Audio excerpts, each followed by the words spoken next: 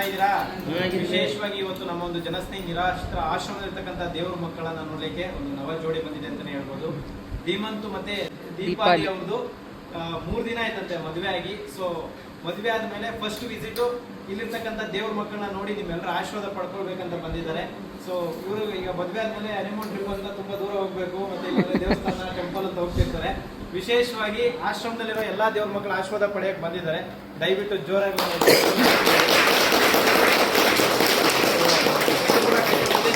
ಒಳ್ಳೆಯದಾಗಿ ಭಗವಂತ ಆಯುಷು, ಆರೋಗ್ಯ, ಸುಖ, ಶಾಂತಿ, ನೆಮ್ಮದಿ ಎಲ್ಲವನ್ನ ಕರುಣಿಸ್ಲಿ.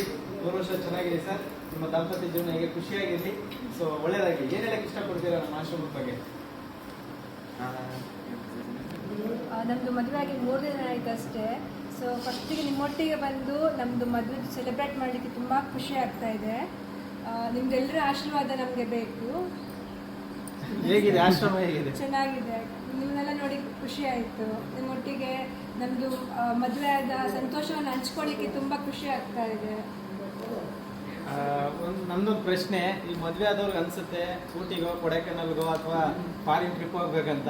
ಬಟ್ 3 ದಿನಕ್ಕೆ ನೀವು ಆಶ್ರಮಕ್ಕೆ ಬಂದಿದ್ದೀರಾ. ಸೊ ಏನ್ ಸಂದೇಶ ಹೇಳಕ್ಕೆ ಇಷ್ಟಪಡ್ತೀರಾ ಜನಕ್ಕೆ? ನನಗೆ ಇವರೆಲ್ಲ ಆಶೀರ್ವಾದ ಬೇಕಿತ್ತು. ಇವರೊಟ್ಟಿಗೆಲ್ಲ ಒಟ್ಟಿಗೆ ಸೆಲೆಬ್ರೇಟ್ ಮಾಡಬೇಕಿತ್ತು ನಮಗೆ. Thank you. ಒಳ್ಳೇದಾಗ್ಲಿ. ದಯವಿಟ್ಟು ಜೋರಾಗಿ ಒಂದ್ಸತಿ